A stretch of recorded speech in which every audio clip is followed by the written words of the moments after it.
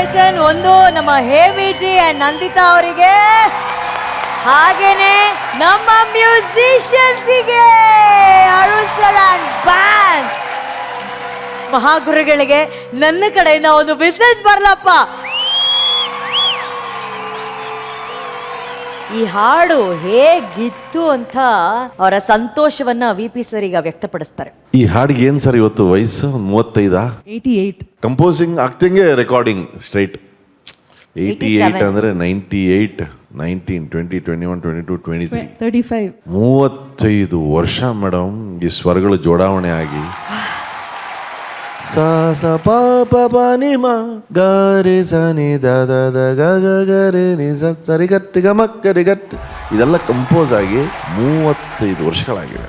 ಏನೋ ಈಗ ಇಲ್ಲಿಲ್ಲೇ ತಪ ತಪ ತಪ ಅಂತ ಹುಡ್ಕತಾ ಇದೆಯೇನೋ ಅನ್ಸತ್ತೆ. ಇವ್ರುಗಳು ನುಡಿಸ್ತಾ ಇದ್ರೆ ಬರ್ತಾ ಇದೆ ಹಂಗೆ ನೋಟ್ಸು.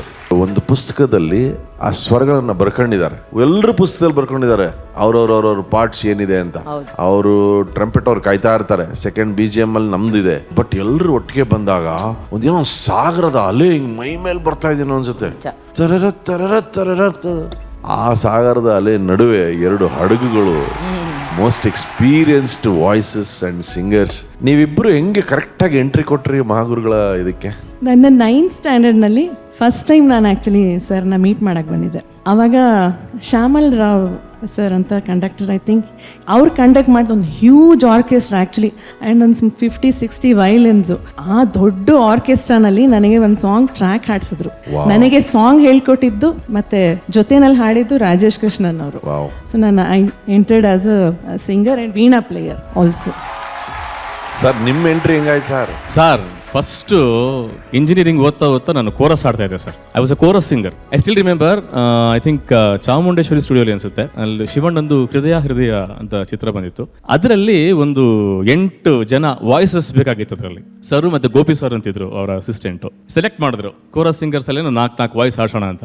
ಫಸ್ಟ್ ಟೈಮ್ ನಾನು ಹಂಸಲೇಖ ಸರ್ ನೋಡಿದ್ದು ಅವ್ರ ಮುಂದೆ ಒಳಗಡೆ ಕನ್ಸೋಲಿಂದ ಅವರು ಕೂತಾಗ ನಾನು ಹಾಡಿದ್ದು ಆ ಲೈನ್ ಯಾವುದು ಅಂದ್ರೆ, ರತ್ನಮ್ಮೋ ನಾನು ನಿನ್ನ ಇವತ್ತಿನಿಂದ ಪ್ರೀತಿ ಮಾಡ್ಲಾ, ಇಷ್ಟೇ. ಇಷ್ಟೇ. ರತ್ನಮ್ಮೋ ನನ್ನ ತಾಯಿ ಹೆಸರು. ಸೊ ರತ್ನಮ್ಮೋ ನಾನು ನಿನ್ನ ಇವತ್ತಿನಿಂದ ಪ್ರೀತಿ ಮಾಡ್ಲಾ ಅಂತ ಹೆಂಗೋ ಹಾಡಿದ್ದು ಕೇಳಿಸ್ಕೊಂಡು, ಅದಾಗಿ 2 years ಆದಮೇಲೆ ನಾನು ಅವ್ರನ್ನ ಹೇಗಾದರೂ ಮಾಡಿ ಅವ್ರ ಗರಡಿಲಿ ಸೇರಬೇಕು ಅಂತ ಸಂಕೇತ್ ಸ್ಟುಡಿಯೋ ಹತ್ರ ಅವ್ರು ಬರೋವರೆಗೂ ವೆಯ್ಟ್ ಮಾಡಿ, ಸೊ ಸಂಕೇತಲ್ಲಿ ಮತ್ತೆ ನಾನು ಅವ್ರನ್ನ ಭೇಟಿ ಮಾಡಿ ಹಿಂಗೆ ಕೋರಸ್ಸಿಂದ ಒಂದು ಬಡ್ತಿ ಪಡಿಬೇಕು ಅಂತ ಆಸೆ, ಟ್ರ್ಯಾಕ್ಸ್ ಎಲ್ಲ ಹಾಡೋದಕ್ಕೆ ಒಂದು ಚಾನ್ಸ್ ಕರ್ಕೊಂಡು ಹೋದಾಗ ಬಹಳ ಪ್ರೀತಿಯಿಂದ ನನ್ನ ಕರೆಸ್ಕೊಂಡ್ರು. ಸೊ ಅಲ್ಲಿಂದ ಲೈಫ್ ಸ್ಟಾರ್ಟ್ ಆಯಿತು. ಪ್ರೀತ್ಸೆ ವಾಸ್ ದ ಫಸ್ಟ್ ಕಂಪೋಸಿಂಗ್ ಅವ್ರ ಜೊತೆ. It was nice experience sir. ನಡೀತಾ ಆಮೇಲೆ ಮುಂದಕ್ಕೆ ಈಸ್ ಹಿಸ್ಟ್ರಿ ಆ್ಯಂಡ್ ಭಗವಂತನ ದಯೆ ಮತ್ತು ನಮ್ಮ ಗುರುಗಳ ಆಶೀರ್ವಾದ ಇಲ್ಲಿ ನಿಂತಿದ್ದೀವಿ. Thank you sir. ಮಹಾಗುರುಗಳೇ, ಇವತ್ತು ನಿಮ್ಮಿಬ್ಬರ ಪ್ರೀತಿಯ ಶಿಷ್ಯಂದ್ರು ನಿಮ್ಗಾಗಿ ನಿಮ್ಮ ಪ್ರೀತಿಯ ಹಾಡನ್ನ ಹಾಡಿದ್ದಾರೆ. ಅವರನ್ನು ನೋಡಿದಾಗ, ಹಾಡು ಕೇಳಿದಾಗ, ಅವರ ಬೆಳವಣಿಗೆ ನೋಡಿದಾಗ ಖುಷಿ ಆಗುತ್ತಮ್ಮ. ಅವರಿಬ್ಬರು ನನ್ನ ಎದುರಿಗೆ ಬರೋದೇ ಅಪರೂಪ ಇರೋದು. ನನ್ನ ಹತ್ರ ಮಾತಾಡೋದಂತೂ ವಿಷಯವೇ ಇಲ್ಲ. ಏನು ನೋಟ್ಸ್ ಕೊಡ್ತೀವೋ ಅದನ್ನು ಕ್ಯಾರಿ ಮಾಡಬೇಕಿತ್ತು, ಕೆಲಸ ಮಾಡಬೇಕಿತ್ತು. ಒಂದು ಸಣ್ಣ ತಪ್ಪು ಮಾಡಿದ್ರು ನಾನು ಸರಿ ಹಿಂಗೆ ನೋಡಿದ್ರೆ ತಪ್ಪು ಸರೋಗ್ಬಿಡೋದು. ಹಾಗೆ ಬೆಳೆದ ಮಕ್ಕಳಿವರು. ಇವತ್ತು ವೇದಿಕೆಯಲ್ಲಿ ನಿಂತ್ಕೊಂಡು ನನ್ನ ಸುಮ್ಮನೆ ಕೂರಿಸಿ ಅವ್ರು ಮಾತಾಡ್ತಾವ್ರೆ. ಅವರು ಬೆಳೆದಿರೋ ಬೆಳವಣಿಗೆ ಏನು ಅಂದರೆ ಇದೆ. ಆ್ಯಕ್ಚುಲಿ ತುಂಬ ಜನ ಬೆಳಿಬೇಕಾಗಿದ್ದವ್ರನ್ನು ಕೂಡ ಇದ್ರ ಜೊತೆಲೇ ಸೇರಿಸ್ತಾ ಇದ್ದೆ. ಆ ಸಂಕೋಚದ ಸಮಸ್ಯೆ ಇದೆಯಲ್ಲ ನಮ್ಮ ದೇಶದಲ್ಲಿ, ಆ ಸಂಕೋಚದ ಸಮಸ್ಯೆಯಿಂದ ಅವ್ರು ಯಾರೂ ಹೆಚ್ಚಿಗೆ ಮೇಲ್ ಬರೋಕ್ಕಾಗಲಿಲ್ಲ. ಅದಕ್ಕೋಸ್ಕರವೇ ನಾನು ದೇಸಿ ವಿದ್ಯಾಸಂಸ್ಥೆ ಮಾಡಿದ್ದು, 5ನೇ ಸಂಗೀತ ಶಾಸ್ತ್ರವನ್ನು ಕಂಡುಹಿಡಿದಿದ್ದು. ಇವತ್ತು 5ನೇ ಸಂಗೀತ ಶಾಸ್ತ್ರ ಕೈಲಿದೆ. ಜನಪದರಿಗೆ ಗ್ರಾಮರ್ ಇದೆ, ಗ್ರಾಮರಿಂದ ಗ್ಲಾಮರ್ಗೆ ಬರ್ಬೋದು ಅವರು. ಇವತ್ತು ಆದಿವಾಸಿ ಮಕ್ಕಳಿಗೆ ನೇರವಾಗಿ ಮಕ್ಕಳಿಗೆ ಸಂಗೀತವನ್ನು ಹೇಳ್ತಾ ಇದ್ದೀವಿ. ಅದೊಂದು ಕಾಲದಲ್ಲಿ ಒಂದು 3,000 ಮಕ್ಕಳನ್ನ ದಾಟಿದ್ರೆ ಅದ್ರ ಒಂದು 3 ಜನ ಈಚೆ ಬರಲ್ವೇ? 3 ಜನ ಬರ್ತಾರೆ ಯಾವತ್ತೋ ಒಂದು ದಿವಸ ಬರ್ತಾರೆ. ಆಲ್ರೆಡಿ ಒಬ್ರು ಬಂದಿದ್ದಾರೆ ಹಿಂದೆ ನೋಡಿ.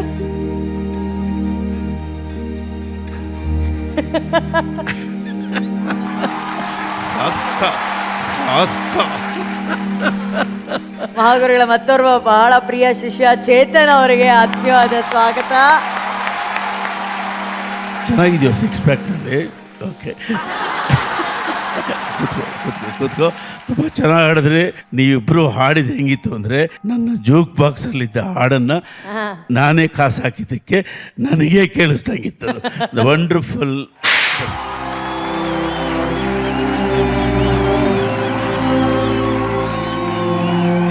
ನಮ್ಮ ಹಂಸ ಲೋಕಕ್ಕೆ ಚೇತನ್ ಸರ್ ಅವರಿಗೆ ಆತ್ಮೀಯವಾದ ಸ್ವಾಗತ, ಸುಸ್ವಾಗತ.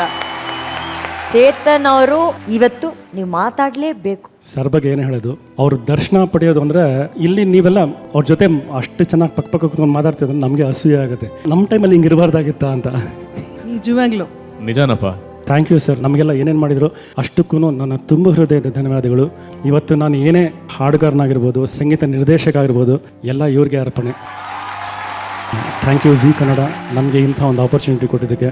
ನಿಮಗೂ ಥ್ಯಾಂಕ್ ಯು. Thank you. ಬಳ್ಳಿ ಚಪ್ಪಾಳೆ ಚೇತನ್ ಅವರಿಗೆ ಪ್ಲೀಸ್.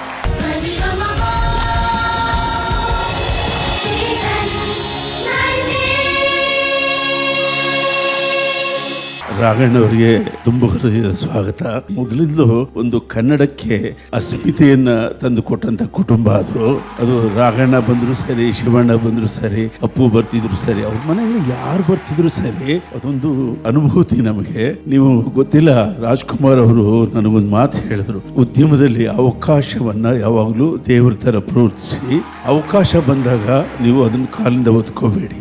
ಯಾವಾಗ ಹೇಳಿದ್ರು ಇದು ಅಂದ್ರೆ, ನಮ್ಮ ಎಸ್.ಎ. ಗೋವಿಂದರಾಜು ಇದ್ರಲ್ಲ, ಅವ್ರ ಮಗು ಒಂದು ಹಾಡಾಡಿಸೋದಕ್ಕೆ ನಾನು ಕರೆದಿದ್ದೆ. ಆ ಮಗು ಚಿಕ್ಕ ಮಗು ಒಂದು ಹಾಡಾಡಕ್ ಬಂತು. ಆ ಮಗು ಇನ್ನೂ ಸ್ಟುಡಿಯೋಗೆ ಬಂದಿಲ್ಲ.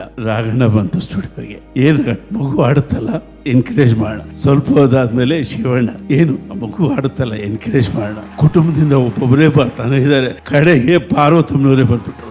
ಏನು ಇದು ಅಂದ್ರೆ, ಅಯ್ಯೋ ಯಜಮಾನರು ಬರ್ತೀನಿ ಅಂತಿದ್ರು, ನೀವು ಬೇಡ ನಾನು ಬರ್ತೀನಿ ಅಂತ ಬಂದೆ ಅಂದ್ರು. ಆಮೇಲೆ ರಾಜ್ಕುಮಾರ್ ಸಾರೇ ಬಂದ್ಬಿಟ್ರು ತಮ್ಮನ್ನು ಕರ್ಕೊಂಡು.